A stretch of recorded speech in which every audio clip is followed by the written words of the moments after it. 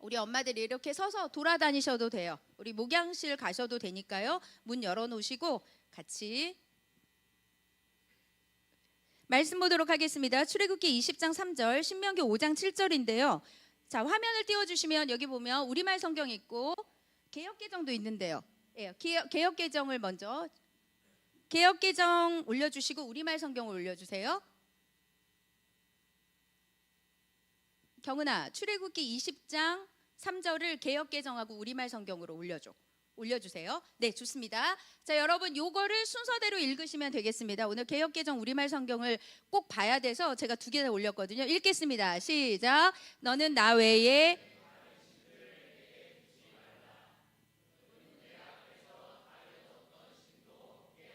네, 신명기 5장 7절 시작. 나 외에는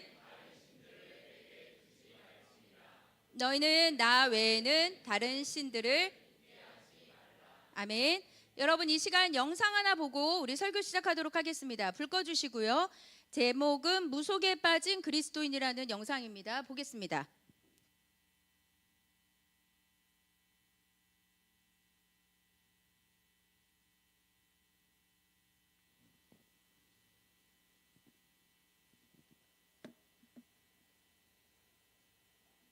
기자가 보도합니다. 기독교인이라면 무속과 거리가 멀 것 같지만 실제 조사 결과는 달랐습니다. 최근 3년간 기독교인들의 무속 이용 횟수가 일반인들과 비슷하게 나타난 건데요. 믿음의 울타리 안에서 왜 무속이 스며드는지 김혜인 기자가 보도합니다. 과연 무속은 교회 밖의 이야기일까? 최근 3년간 기독교인의 무속 이용 횟수는 평균 2.7회로 전체 국민과 비슷한 수준이라는 조사 결과가 나왔습니다. 특히 20대 기독교인은 4.3회로 일반인보다 더 자주 무속을 찾는 것으로 나타났습니다. 목회데이터 연구소와 희망친구 기아대책이 발간한 한국교회 트렌드 2026에서 핵심 키워드는 바로 무속에 빠진 그리스도인이었습니다. 기독인으로서 이제 무속에 대한 의견을 물어보면 굿을 해도 된다라는 비율이 한 17% 돼요. 기독인 중에. 그 다음에 부적을 달아도 된다는 비율이 한 24%니까 4명 중에 1명 정도는 부적 오케이, that's okay인 거고요. 그 다음에 이제 고사 드리는 것도 35%, 3명 중에 1명은 뭐 그럴 수 있어, 할 수 있어. 그 다음에 점 보는 것도 절반이 괜찮다고 그래요. 기독교인은 그래도 뭐 점 보는 거에 대해서 한 절반 정도는 문제 없다고 보고 있는 거죠. 무속에 대한 인식도 예상을 빗나갔습니다. 2030 기독교인 중 절반 이상은 무속을 금지해야 한다고 보지 않았고 오히려 상황에 따라 가능하다는 입장이 더 많았습니다. 이 같은 결과는 불안한 미래와 취업난 속에서 마음의 위안을 얻으려는 현실적 이유와 맞닿아 있습니다. 문제는 기독교인들이 현실적 어려움을 겪을 때 교회나 목회자를 찾기보다 무속을 의지한다는 점입니다. 무속이 주는 즉각적인 위로와 해답이 주된 원인으로 꼽혔습니다. 무속이 개인적인 위로가 된다는 비율이 크리스찬 중에 30% 정도 돼요. 그러니까 10명 중에 3명은 무속을 통해서 위로를 받고 있는 거예요. 근데 이 무속이 그 기독교하고 어떤 차이가 있냐면 점집에 가잖아요. 그럼 무속은 어떤 특징이 있냐면 즉시성이 있어요. 무속에 가면은 그냥 바로 답을 주니까 이 사람들이 특히 한국 사람이 얼마나 빠릅니까? 되게 급하고 하니까 여기서 희열을 얻고 위로를 받는 거예요. 성도의 절반은 교회에서 마음을 터놓을 수 없다고 응답했습니다. 이는 무속의존을 더 높이는 요인이 되고 있습니다. 일부에서는 교회 내 기복신앙과 번영신앙 등 현세에서의 성공을 지나치게 강조하는 행태가 무속과 일맥상통하다는 의견도 나왔습니다. 목사님들한테 기독교 신앙 안에 무속적인 요소가 있습니까? 물어봤더니 목사님들 중에서는 82%가 있다고 대답을 하세요. 기복주의적인 신앙이 안에 들어가 있다는 거예요. 예를 들면 이제 헌금 많이 내면 복 받는다 이런 거 있잖아요. 이제는 교회가 이렇게 좀 광범위하게 좀 무속이 돼 있고 이런 상태에서 신앙이 약한 사람들한테 이런 것들이 그대로 먹힐 수밖에 없으니까 이제 교회에서 이제 무속 관련된 교육을 시킬 필요가 있겠다. 스스럼 없이 무속을 찾는 그리스도인. 한국교회가 성도들의 불안과 고민을 품는 공동체로 거듭나 복음의 본질로 돌아가야 한다는 목소리가 높아지고 있습니다. 구티비 뉴스 김혜인입니다. 네, 우리 꺼주시고 불 켜주시기 바랍니다. 네, 여러분 영상 어떻게 보셨습니까? 제가 이 영상을 보고 우리 양육하는 지체 리더들한테 먼저 공유를 하고 읽어보라고 그렇게 했거든요. 옛날에는 크리스찬하고 불신자하고의 그런 영향력이 이렇게 차이가 좀 있었거든요. 근데 지금은 그렇지 않다는 거예요. 이 이야기의 핵심은 무엇이냐? 말씀을 좀 보겠습니다. 레위기 20장 말씀을 먼저 보고 그리고 여러분 말씀을 한번 나눠볼게요. 레위기 20장 27절입니다. 우리말 성경으로 볼게요. 레위기 20장 27절입니다.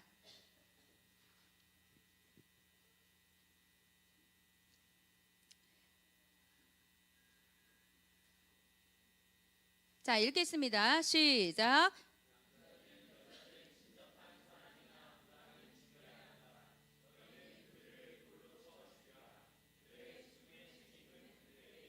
네, 오늘 이 말씀 레위기에는 무당에 대한 말씀 여기 신명기에도 나옵니다. 신접한 자, 남자 무당을 뭐라고 해요? 박수무당이라고 하죠.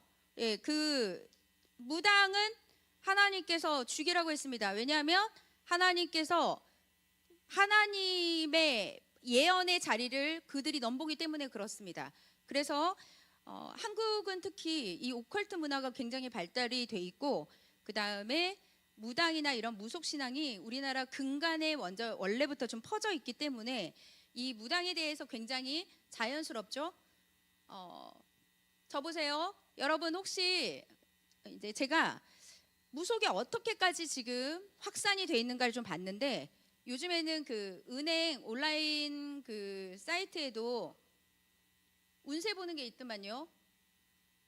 그 다음에 그 중국 과자 그 무슨 과자지? 이렇게 행운 포춘이요? 예, 그거. 그게 뭐냐면 클릭을 하면서 이제 어떠냐. 그 다음에 자기 생일 집어넣어가지고 하는 것도 있고 타로점 있고 그제 길거리에 되게 많잖아요. 궁합 보는 거, 사주팔자 보는 거 있죠. 여러분 제가 아는 분 중에 크리스찬이었거든요. 근데 안 믿는 사람이랑 교제를 했어요. 교제를 했는데 그 안 믿는 집에서 사주를 본 거예요. 사주. 궁합을 봤거든요. 궁합을 봤는데 뭐라고 했냐? 무당이 네가 그 사람이랑 결혼하면 죽는다 그랬어요. 그래서 여러분 5년 동안 교제하다가 헤어졌거든요. 너무너무 힘들고 어렵게 헤어졌어요. 그 집에서 거의 뜯어 말려가지고 여러분 무당이 죽는다고 하는데 어떤 부모가 철석이 결혼하라고 하겠습니까? 여러분 이게 지금 이 보통 문제가 아닌 거예요. 여러분들이 이거를 그러니까 옛날에는 그냥 신문에 보면 운세 제가 요즘에도 이렇게 새벽에 교회 가려고 이렇게 나오거나 그러면 한 6시 밤중에 그러니까 새벽 한 6시부터 7시까지 지하철역 앞에 뭐가 있냐면 메트로하고 벼룩시장이 나와요. 신문이 그 데일리지 같은 게 나오거든요. 데일리지를 제가 이렇게 딱 열어서 이제 기사를 보다 보면 모든 신문마다 뭐가 나오냐? 운세가 나옵니다. 그리고 오늘은 기륭이냐, 길이냐, 흉이냐 이게 나온단 말이에요. 여러분 혹시 재미삼아라서도 본 적 있어요? 제가 손들라고 하지 않겠지만 속으로 대답하십시오. 타로 보신 적 있습니까? 사주팔자 보신 분 있어요 혹시 결혼 전에? 왜 여러분들한테 이 얘기를 하냐? 왜 이 얘기를 왜 하는 줄 아세요? 왜 크리스찬들이 무속에 빠질까요? 레위기의 말씀만 알아도 이거 안 합니다. 창세기부터 신명기까지 모세 오경에 나오는 율법을 대부분의 성도가 모른다는 게 문제예요. 말씀을 모르니까 지 맘대로 신앙생활을 하는 거죠. 자기 마음대로 신앙생활을 하는 거죠.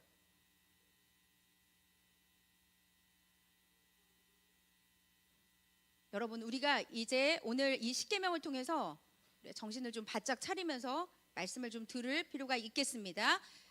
우상이 점령한 사회입니다.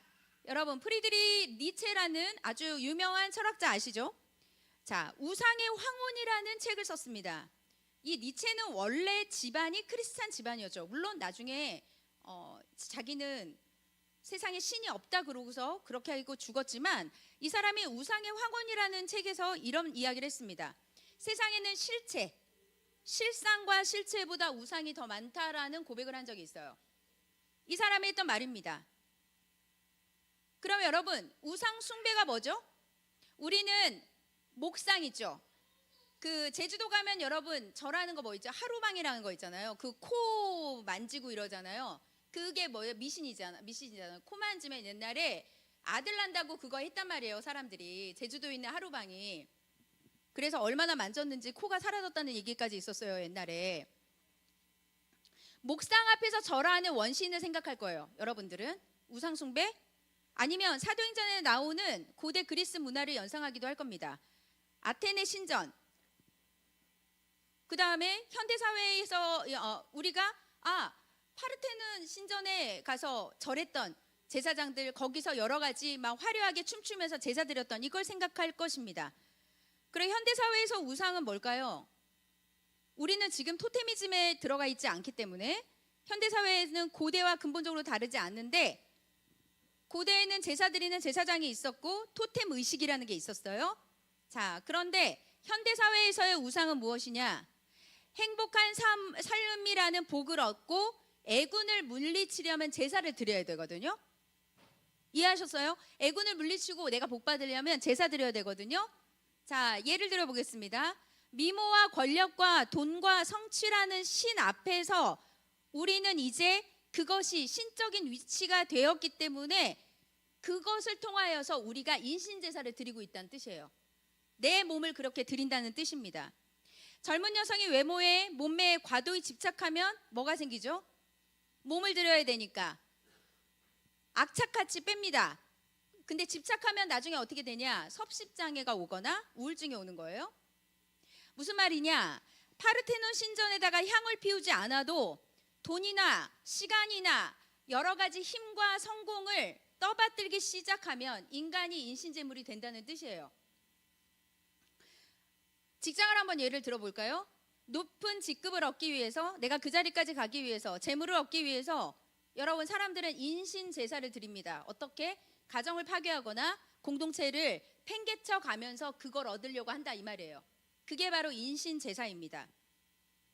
성공이라는 신 앞에, 권력이라는 신 앞에 사람들은 자기의 모든 시간과 에너지와 스펙과 능력과 모든 것들을, 내 몸을 제물로 바쳤지만, 자, 물어보겠습니다. 그래서 인생의 답이 나올까요? 인생의 답이 나올까요? 지금은 어떻습니까? 여러분, 부동산과 주식과 비트코인이냐 모든 것들이 잠식된 사회를 살고 있습니다. 계속해서 돈이 지배하는 세상이죠. 점점 더 심각해지고 있는 것 같아요. 자, 골로새서 3장 5절 말씀을 한번 찾아보도록 하겠습니다. 골로새 3장 5절 말씀을 좀 보고 그리고 말씀을 조금 더 이어나가 볼게요. 골로새서 3장 5절입니다. 읽겠습니다. 골로새서 3장 5절입니다. 그러므로 시작.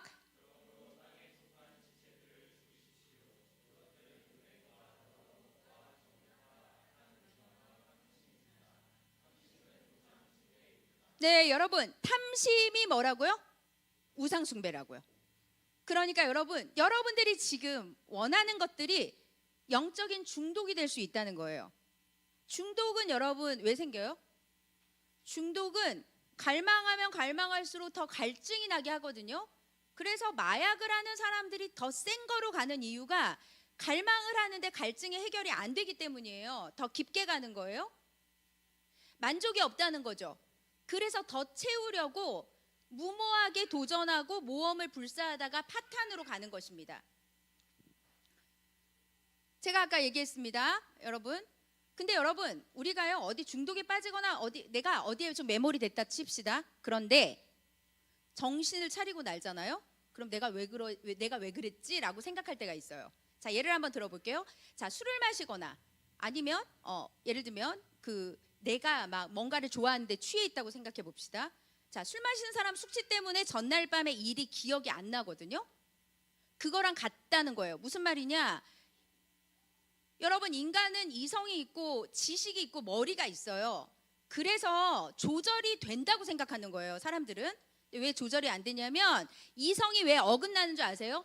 내가 어디에 막 빠지면 이성까지 제어가 안 될 만큼 왜 어긋나냐? 옳은 길을 모를까요? 선한 길을 모를까요? 우리는 선한과 옳은 길과 악한 길을 구별할 수 있을 정도로 하나님의 은혜를 줬습니다. 그런데 왜 놓치죠? 옳은 길을 알면서 왜 시야를 놓쳐서 딴 데 가냐 말이에요. 왜 그럴까요? 제가 아까 광고 때 했던 메시지 중에 하나, 바로 인간 마음이 우상 공장이기 때문에 그렇습니다. 이거의 핵심은 인간의 마음이 우상 공장이기 때문에, 인간의 마음은 우상의 공장이다. 그래 계속해서 생산해낸다는 거예요. 이 말을 누가 했냐? 기독교 강요를 썼던 칼빈이 했습니다. 에스겔서 14장 말씀을 보시면 한번 찾아볼게요. 에스겔서 14장 말씀을 14장 3절을 보겠습니다. 3절.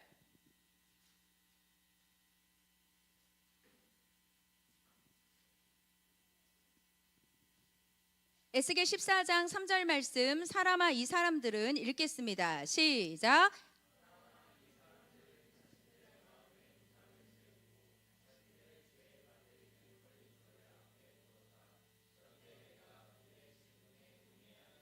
여러분, 여기 사람아 이 사람들은, 이 사람들이 누굴까요? 거기 1절에 보면 이스라엘 장로들이라고 나옵니다. 이스라엘 장로들, 이거 에스겔이 환상을 보는 장면이에요. 이스라엘의 장로들 몇 사람이 내게 와서 내 앞에 앉았다. 그랬더니 2절에 보면 여호와의 말씀이 내게 임해 말씀했었다. 내게는 누구냐면 에스겔이에요. 그러면서 여호와 하나님께서 이렇게 하죠. 사람아 이 사람들, 바로 장로들을 말하는 것입니다. 자신들의 우상을 세우고 자신들을 죄에 빠뜨리는 건립들을 그 앞에 두었다 이랬거든요. 자, 여기 보면 개역개정에 보면은 이렇게 나와요. 여기 우리말 성경은 자신들의 마음에 우상을 세웠다고 했잖아요. 개역개정에서는 이 사람들이 자기 우상을 마음에 들였다. 마음 안에 들였다. 마음 안에, 내 안에 영접했다, 그 말이에요. 여기서 얘기한 장로는 뭐죠? 교회를 대표하는 자들, 성막을 대표하는, 성전을 대표하는 자들입니다. 장로들에게 우상이라뇨? 그런데 여러분, 우리에게 적용해 볼까요? 너희가 마음에 우상을 들였다. 여러분 뭐라고 하실 것입니까? 전소영, 네가 하나님 말고 다른 우상을 드렸다. 성도들이여, 당신들이 우상을 드렸다. 그럼 우리는 딱 생각할 겁니다. 저 우상 없는데요? 저 우상 없어요. 여기서 말하는 하나님의 말씀은 무엇이냐? 인간의 마음 안에 들어가 있는 것들, 그것이 사랑일 수도 있고요, 재물의 소유일 수도 있고, 가정일 수도 있습니다. 성공일 수도 있습니다. 그것들을 마음에 들였다. 마음에는 성령의 전이 있기 때문에 성령님이 내 마음에 성령님과 내가 연합하는 것이 아니라 성령님의 자리가 있겠지만 그 안에 다른 것을 들였다, 그 뜻입니다. 이것이 여러분들 마음 가운데, 우리 마음 가운데 신격화돼서 삶의 중심이 되는 것이죠. 이것만 얻으면 존재감이 생깁니다. 이것만 생기면 든든함이 생깁니다. 안전하다고 생각하는 거예요. 충족된다고 생각하는 것이죠. 여러분, 반지의 제왕 아세요? 보신 분? 꽤 오래전의 영화지만 반지의 제왕은 여러분 로널드 루일 톨킨이라는 사람이 썼던 소설이죠. 원작자가 썼던 그 소설을 영화를 했던 것입니다. 내용이 뭔가요? 악의 군주 사우론이 소유한 힘의 반지에 대한 이야기입니다. 근데 여러분, 이 힘의 반지가 가지고 있는 내용이 무엇이냐? 처음에는 선한 의도로 이 반지를 끼려는 사람들도 막상 이 반지를 끼고 나면 탐욕에 물든다는 거예요. 탐욕에 물든다는 것입니다.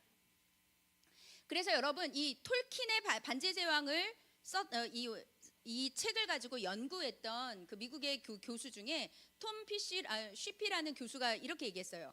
이 반지는 인간의 심리적인 증폭기다라고 그렇게 표현을 했습니다. 무슨 말이냐? 사람이 마음의 가장 절실한 갈망이 우상으로 확대된다는 거예요. 그러니까 처음에 여러분, 하나님 앞에 범죄하고 타락하는 사람들이 처음부터 악한 경우는 없어요. 처음부터 다 나는 선한 의도로 이렇게 할 거야 하는데, 그 선한 의도가 결국은 무엇이냐? 막상 반지를 쥐고 나면 악한 것으로, 탐욕으로 물든다는 것입니다. 이 반지를 끼는 사람은 점점 거기에 속박되고 중독됩니다. 그래서 그거 없으면 못 살아요. 우상이기 때문에 그렇습니다. 그래서 여러분, 이 반지의 역할은 무엇이냐? 내가 원하는 것을 얻기 위해서 처음에 존중하기도 하고 때로는 규칙을 지키기도 했던 모든 것들을 다 어기면서 남들과 자신까지 해치면서까지 내 것으로 만들려고 하는 그런 탐욕이 있다는 것입니다. 이게 바로 우상이라는 거예요. 그래서 우상은 이처럼 악을 낳는 영적 중독입니다. 그럼 여러분, 반지의 제왕을 썼던 톨킨의 소설만 그렇습니까? 이 소설은 인간의 자화상을 나타내는 거잖아요. 우리 인간이 그렇다는 거예요. 지금 현실 생활도 마찬가지입니다. 현대 우상은 압도적으로 재물입니다. 돈은 삶을 바꾼다고 생각합니다. 강력한 신이죠. 근데 여러분, 여기서 여러분들이 우리가 잘 알아야 되는 게 있어요. 자, 말씀을 들으면서 여러분들 이런 생각할 겁니다. 나는 부자가 아닌데? 난 부족한데? 나는 중산층도 아닌데?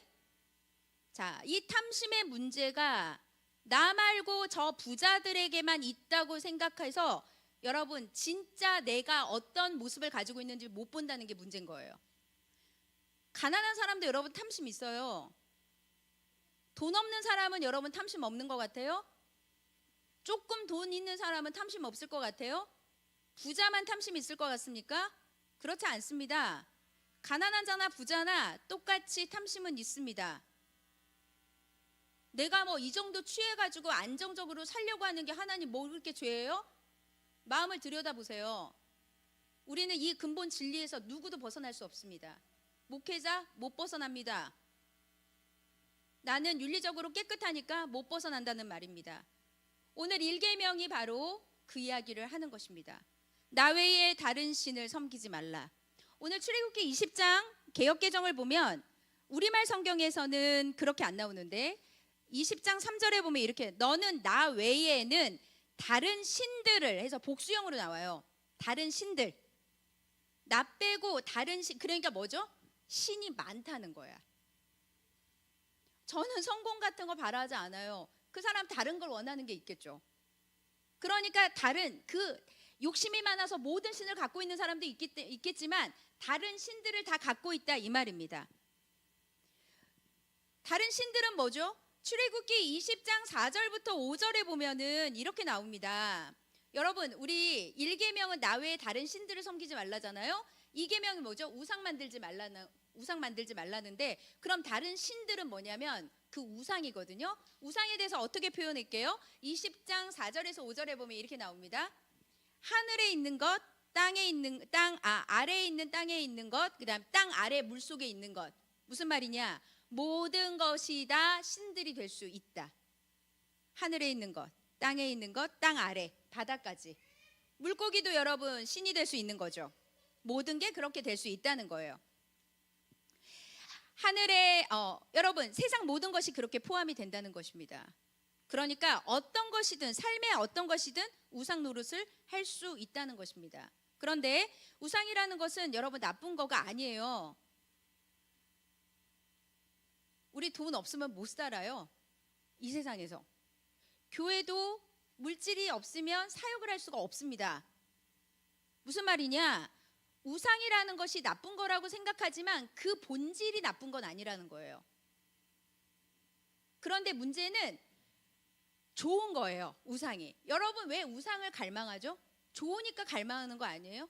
좋잖아요. 그러니까 좋은 것일수록 우리의 욕구와 희망을 계속 채운다고 생각하니까 우상이 된다. 그 뜻이에요. 다시 말해서 나쁜 거면 여러분 우상을 왜 내 안에 둡니까? 권력이 나쁘면 왜 권력을 멀리해요? 좋으니까 갖고 싶은 거 아니에요? 우리는 좋은 것에 목숨을 걸기 때문에 그것이 가짜 신이 될 수 있다는 걸 말하는 것입니다. 그래서 여러분 삶에서요 원함이 있을수록 모든 사람이 좋아하는 것일수록 우리는 그거에 빠질 확률이 높고 그것 때문에 우상이 될 확률이 높다는 것입니다. 그럼 여러분 우상은 무엇일까요? 어떤 것이든 간에 여러분들에게 하나님보다 중요한 것이 우상입니다. 하나님보다 더 크게 여러분들의 마음과 생각을 장악하고 있는 것이 우상입니다. 하나님만이 주실 수 있는 것을 다른 데서 찾는다면 그것이 바로 우상입니다. 그래서 우상은요 절대적으로 어디를 지배하는 줄 아세요? 우리의 마음을 지배해요. 그리고 중요한 거 마음을 지배하니까 부수적으로 뭐가 따라갈까요? 생각할 것도 없습니다. 열정, 에너지, 돈, 정서적인 자원, 힘, 능력 모든 걸 다 거기다 쏟는 거예요. 좋은 거니까.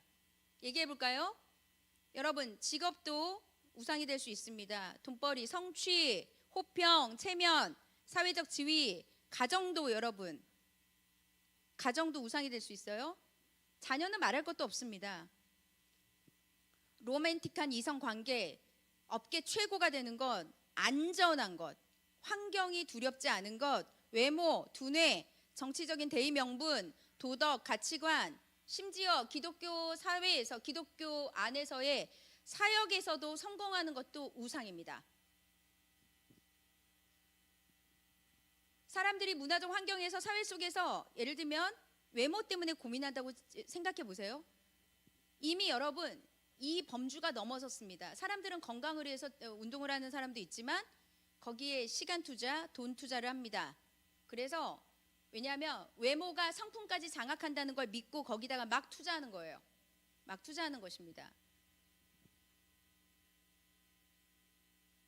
여러분들의 행복과 삶의 의미와 정체성이 하나님보다 더 영향을 끼친다면 그것이 바로 우상입니다. 자, 그러면 우리가 만든 신이 뭐가 있을까요? 몇 가지가 있지만 제가 이거는 여러분 팀켈러 목사님의 내가 만든 신이라는 책에 보면 6챕터의 내용이 나오거든요. 제목만 좀 읽어드릴게요. 첫 번째, 우리가 만든 신은 뭐가 있을까? 첫 번째, 평생 소원. 그러니까 내가 간절히 바라는 게 우상이 되기 쉽다. 이게 제목이에요. 제목을 읽어드리는 거예요. 사랑. 사랑에 속고 또 속는다.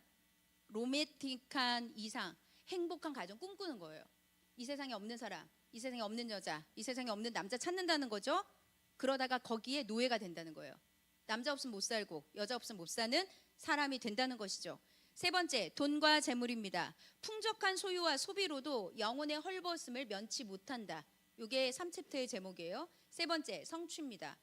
그 어떤 성공 신화도 인간의 한계를 넘을 수 없다. 다섯 번째, 권력입니다. 권력 의지는 두려움의 또 다른 얼굴이다 그랬습니다. 두려움의 또 다른 얼굴, 그 두려움을 커버하기 위해서 사람들이 권력에 힘을 쏟는다는 거예요. 여섯 번째, 문화와 종교입니다. 은혜 없는 복음은 가짜 하나님을 만든다.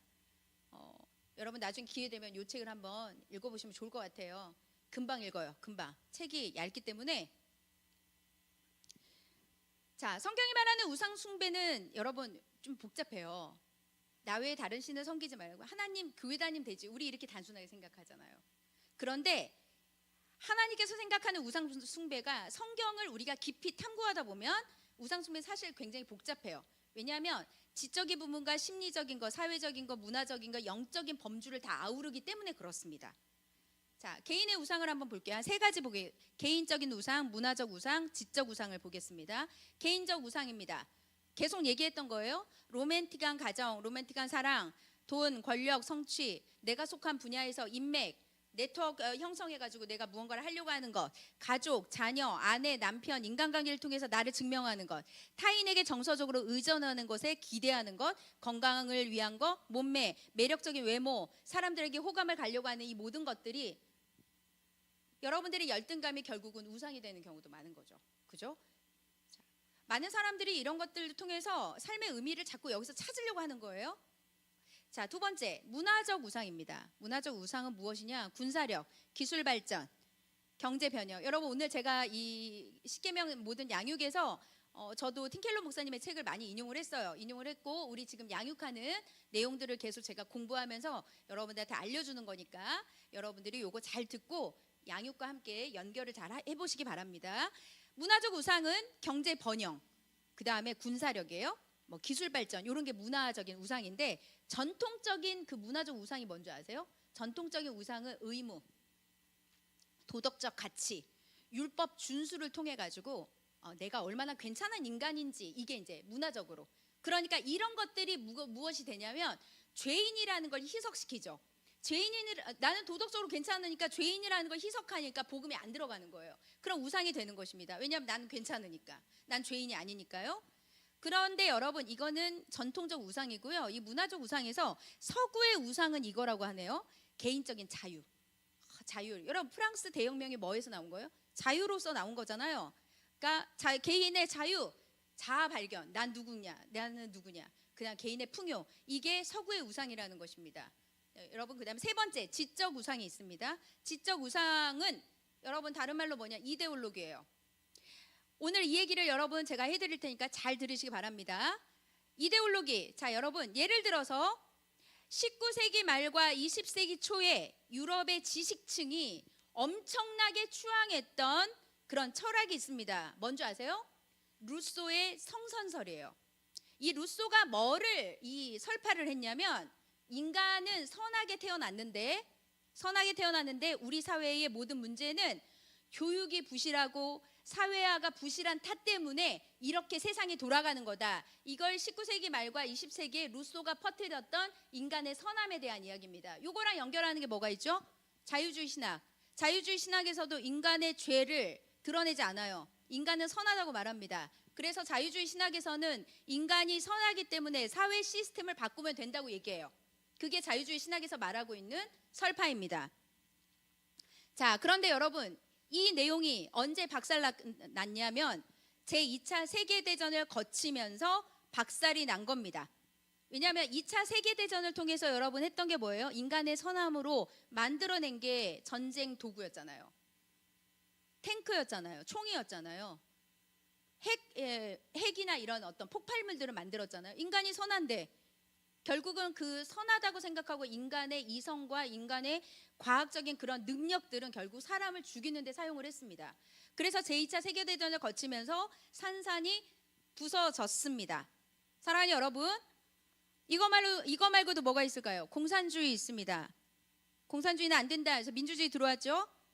그 다음에 인간이 열심히 돈 벌어야 된다고 해서 공산주의에 반대에 자본주의가 들어왔습니다. 요즘은 제론토크라시인가? 이게 뭐냐면 장로들이 권력을 잡는 기득권이 잡고 있는 그 민주주의라고 하더라고요. 제가 이거 우리 김지윤 그 국제학 하시는 그분이 하는 그 영상에서 공부를 좀 한 건데, 자, 무슨 말이냐? 여러분 잘 보세요. 여기서 잘 들으셔야 됩니다. 고린도후서 10장에 보면 우리 안에 견고한 진이 있다고 했거든요. 그 견고한 진이 뭐냐면 높은 지식이라고 했어요. 높은 지식. 여러분 기독교인들은 공산주의를 지지하지 않습니다. 그런데 그런 민주주의를 지지하죠? 물어보겠습니다. 민주주의 완벽합니까? 자본주의 완벽합니까? 민주주의랑 자본주의 완벽한데 세상이 다 왜 이렇게 돌아가고 있어요? 무슨 말이냐?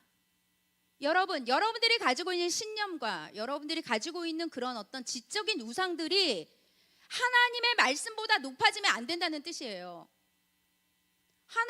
우리는 예수님을 믿는 사람들이죠.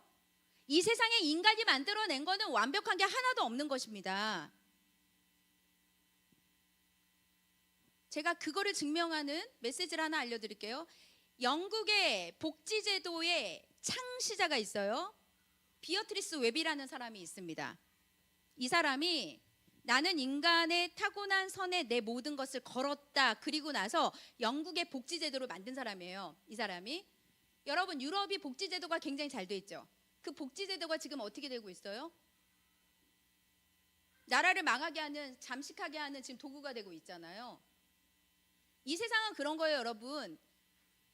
이 세상은 그런 거예요. 이 사람이 그래서 이 복지제도를 그러니까 법안을 최초로 하고 나서 이렇게 얘기합니다. 난 인간이 타고난 선이 있다고 생각해서 내 인생을 걸었다. 자, 이 사람이 35년이 지난 다음에 이렇게 말했습니다. 인간이 선하다고 생각해서 내 인생을 걸었는데 35년이 지난 지금 내가 깨달았는데 인간 내면의 악한 충동과 본능은 영원하다는 것이다. 아무리 사회제도가 바뀌어도 악한 충동을 제어하지 않는 한 지식이나 과학이 아무리 쌓여도 소용없다라고 말했습니다. 인간의 타고난 선에 모든 걸 건다고요? 여러분 선하세요? 저는 설교를 준비할 때마다 정말 쥐구멍에 들어가고 싶어요. 양육 준비를 하면서도 여러분 하나님 앞에 내가 은혜로 지금 이걸 한다는 거를 깨닫는 거예요. 죄인인 나를, 먼지 한 점밖에 안 되는 내가 지금 이거를 기록하면서 내가 처절하게 하나님 앞에 지금 부끄러운 모습으로 있다는 거를 발견하게 해주신 그 자체가 은혜인 거지. 여러분, 제가 여러분들보다 선하기 때문에 이 자리에 있는 게 아니에요. 나와 여러분들은 똑같습니다. 우린 다 선할 수 없어요. 무슨 말이냐? 이 이반자 영국의 복지제도를 법안을 제정했던 이 사람은 인간의 타고난 선에 모든 걸 걸었죠. 무슨 말이에요? 인간을 하나님 자리에 두었다는 뜻이에요.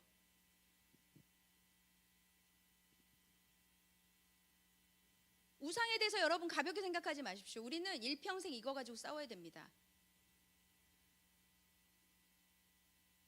마음속의 우상이 삼전체를 장악하고 지배하는 시대를 살고 있습니다. 여러분들은 마음속의 우상을 어떻게 대하고 있습니까? 여러분, 일단 우상을 처음에 대할 때 시작은 이거예요. 그걸 좋아하게 돼요.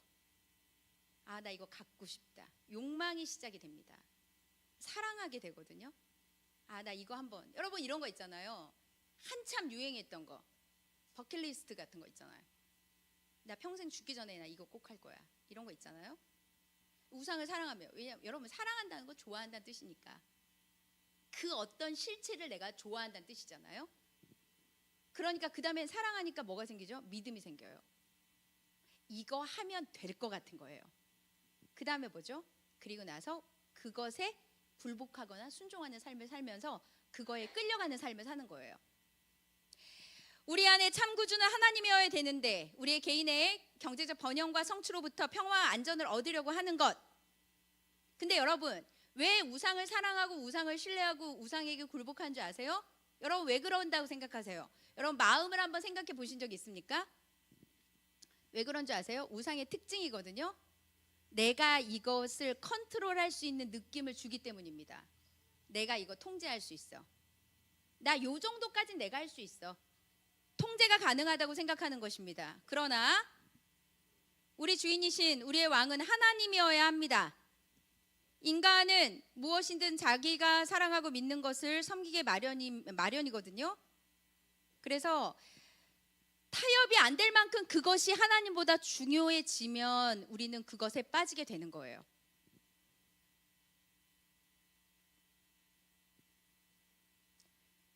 어떻게 확인할 수 있을까요? 여러분들의 감정 보면 돼요. 여러분, 주체할 수 없는 분노가 올라오거나 아주 불안하거나 여러분 낙심에 빠뜨리게 하는 것, 떨칠 수 없는 그런 어떤 괴롭힘 같은 거 마음에, 이게 우상이에요. 제가 우리 리더들하고 이렇게 계속 나눔을 하면서 내 안에 우상이 이제 막 물어보면 어떤 사람은 건강, 어떤 사람은 그 관계, 이런 얘기를 한단 말이에요. 나를 불안하게 하는 게 내 우상이 되는 거죠. 심리적인 문제도 우상 숭배가 많습니다. 말해볼게요. 완벽주의, 일중독, 만성적 우유부단, 남의 삶을 통제하려고 하는 욕구, 이 모든 것이 우상으로 둔갑한다는 거예요. 문제는 이런 거에 내가 막 끌려다니고 애쓰고 노력하다가 지쳐서 떨어져 나간다는 거죠. 이게 우리 삶을 완전히 장악하는 것이 우상이라는 것입니다. 그래서 여러분들을 지배하는 게 여러분들의 주인이에요.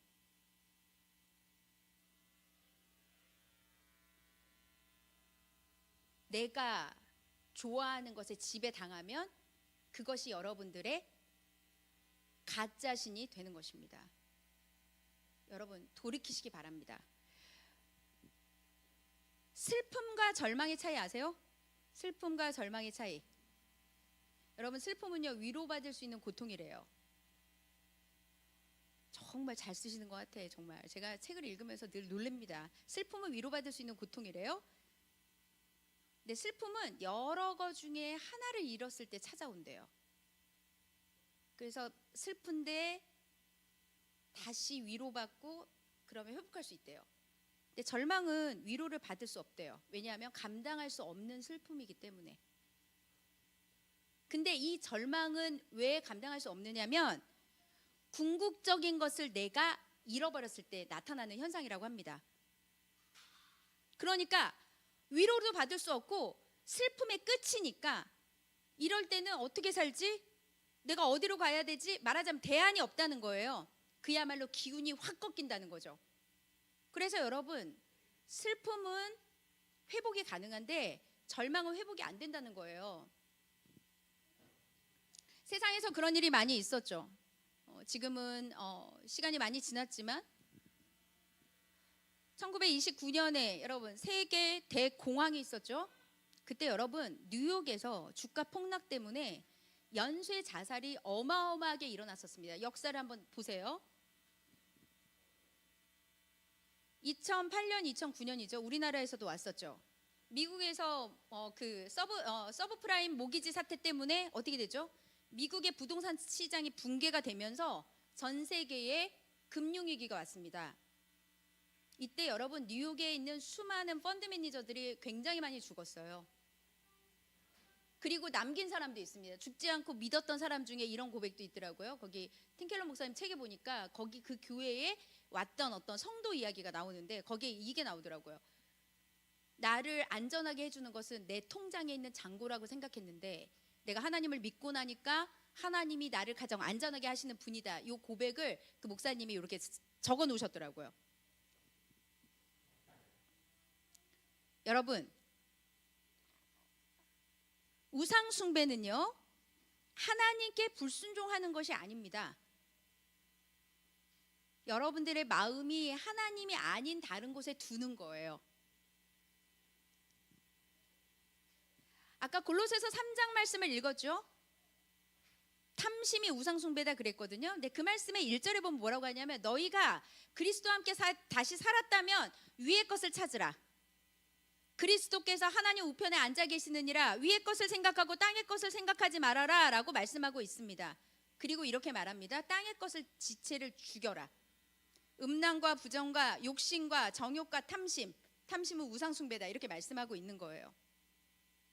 우리 안에 하나님의 안하에 감추어진 것을 찾고 생각해야 됩니다. 예수님이 나를 위하여 이루신 일을 제대로 알고 그것을 기뻐하는 것에 안식을 찾아야 된다는 것입니다. 적용해 볼까요? 예배 시간에 하나님의 임재를 느낍니까? 기도하면서 즐겁습니까? 설교를 들으면서 마음의 찔림과 다시 회복하고 싶은 그런 갈망함이 있습니까? 예수님이 우상보다 매력적이어야지 가짜신에서 벗어나죠. 안 그래요?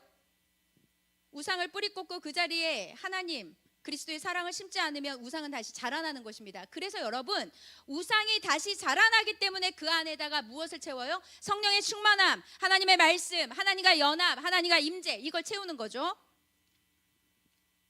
그래서 여러분 이 우상을 제거하는데 오늘 여러분들께 답을 드릴게요. 기쁨과 회개가 같이 있어야 합니다. 여러분 기쁨 없는 회개는 절망에 이르게 돼요. 무슨 말이냐? 예수 그리스도를 향한 기쁨이 뭐로 와야 되냐면 십자가상에서 내가 누군가, 내가 얼마나 죄인인가를 알아야 된다는 거예요. 어떻게 정리를 하면 이겁니다. 여러분 우리가 말씀을 들으면 찔리죠. 그럼 뭐가 생기냐면 아이들도 엄마 아빠한테 혼날 때 뭐가 생기냐면 약간 움찔해요. 겁내거든요. 두려움이에요. 그걸 두려움이라고 합니다. 자, 여러분 두려워해서 하는 회개는 그 죄를 슬퍼하는 게 아니에요. 그 시간을 모면하는 거예요. 다른 말로는 이렇게 말씀하시는 분도 있었습니다. 두려워해서 하는 회개는 혼나기 전에 뭐 고치자, 내가 진짜 인간이 믿는 사람이 이 정도는 살면 안 된다. 그래서 두려움에 기초한 회개를 이렇게 표현하시는 분이 있더라고요. 자기 연민이라고 표현을 하는 거예요. 근데 저는 너무 마음에 와닿습니다. 이게 뭐냐? 자, 보세요. 두려움의 기초에서 내가 회개하면 감정적으로 회개를 했어요. 근데 죄에 대해서 슬퍼하는 게 아니라 나를 불쌍히 여기는 거야. 어떻게 불쌍히 여겨요, 여러분? 여러분들 이렇게 하지 않아요? 제 예를 들어볼까요? 내가 두려워서 하나님께 회개했어요. 그러면 내가 정말 이 죄가 너무 싫으니까 괴롭다. 그게 아니라 이렇게 생각하는 거예요. 야, 넌 진짜 그렇게 신앙생활하면서 어떻게 넌 그거밖에 안 되니? 이렇게 된다는 거예요. 저를 지금 적용하는 겁니다. 야, 너 진짜 징글징글하게 정말 못 고치는구나. 너 진짜 한심하구나. 너 진짜 불쌍한 인간. 이거예요. 이게 자기 연민이란 뜻이에요. 자, 이런 경우는 두려움의 기초에서 회개를 하잖아요. 죄가 매혹적으로 다가올 때 다시 그 위력에 무너진다는 거예요. 그런데 십자가의 은혜의 기쁨에 기초한 회개는 죄를 미워한다는 게 특징입니다. 죄를 미워하는 거예요. 사랑하는 여러분, 두려움에 기초한 회개를 하실 것입니까? 십자가의 은혜에 기초한 회개로서 죄를 미워하실 것입니까? 우리가 그것을 깨달아야 된다는 것입니다. 그리스도를 훨씬 더 사랑하잖아요? 그러면 여러분들이 집착하는 그 노예 근성에서 사라지게 됩니다. 이거 경험해 보세요. 성경이 말하는 기쁨은 여러분들이 생각하는 행복보다 훨씬 깊은 영역이거든요. 주 안에서 기뻐하라 명령했습니다. 계속 행복을 느끼라는 뜻이에요? 아닙니다. 기쁨은 기뻐할 대상을 귀하게 여기고 그 가치를 계속 묵상하는 게 항상 기뻐하는 거예요. 그 아름다움의 주님을 중요하게 여기는 것, 그것을 그래서 찬송과 예배 형식으로 우리가 전해드리는 것이죠. 우상을 대체하는 방법 두 번째, 궁극적으로는 예배입니다. 지적인 이해만으로 우상에서 벗어날 수 없습니다. 주님의 평안함을 누려야 되는데 그것은 예배로부터 옵니다. 여러분 생각할 수 있어요? 분석할 수 있어요? 도움 됩니다. 양육 받으면 도움 돼요? 도움 안 되는 거 아니에요? 그러나 그것이 무엇이 돼야 되냐? 양육 끝나고 기도가 여러분들의 삶의 내면화가 돼야 돼요. 그래야만 바뀐다는 거예요. 근데 이거는 시간이 많이 걸리죠. 계속하고 또 해야 된다는 거예요. 십계명을 통해서 여러분 외면의 행실의 규범을 지키는 것과 안식이신 하나님을 내 마음에 두는 것은 다른 차원입니다. 저는 여러분들한테 나 외에 다른 신을 섬기지 말라는 그 메시지를 전하려고 하는 게 아니에요. 내 안에 마음에 두는 분이 예수님이냐 아니면 외형적으로 규범을 지키고 법을 지킬 것이냐, 그걸 얘기하는 게, 그것과 이것이 어떤 차이가 있는지 그걸 알려드리려고 하는 것입니다. 말씀을 마무리하겠습니다. 우리가 살고 있는 이 세상은 비종교인 것 같지만 우리는 사실은 이 화려한 각종 우상이 지배받는 사회 속에서 살고 있습니다. 절망에서 헤어나서 전진하려면 우리 마음과 문화에 자리한 우상을 식별해야 합니다. 하지만 그것으로 부족합니다. 가짜 신들의 악영향에서 해방되는 것은 하나님께 돌아가는 것뿐입니다. 살아계신 하나님은 여러분 신의 산에서 모세에게 십계명을 주셨고 예수 그리스도의 십자가를 통해서 자신에게 계시하셨습니다. 무엇으로요? 말씀으로, 율법으로 말입니다. 여러분들한테 채워지지 않는 것은 여러분들이 진정 그분을 만나지 않았기 때문입니다. 그런데 여러분, 그분이 여러분들을 채우면 여러분들은 삶이 바뀔 것입니다. 혹시 예수님께 여러분들이 실망시켰다고 생각하십니까? 괜찮습니다. 우리 주님은 회개하고 다시 죄를 미워하며 우리를 용서하실 것이니까요. 능히 그렇게 하시는 분은 우리 주님밖에 없습니다. 사랑하는 여러분, 나 외에 다른 신들을 섬기지 말라. 오늘 신촌 하나비전교회에 여러분들과 저에게 주시는 주님의 메시지를 기억하고 여러분 우리가 지금 무엇으로 돌아가야 될지 확실히 하나님 앞에 붙들리면서 나아가시기를 소망합니다. 자리에서 일어나겠습니다. 우리 주만 의지에 찬양하고 기도하도록 할게요.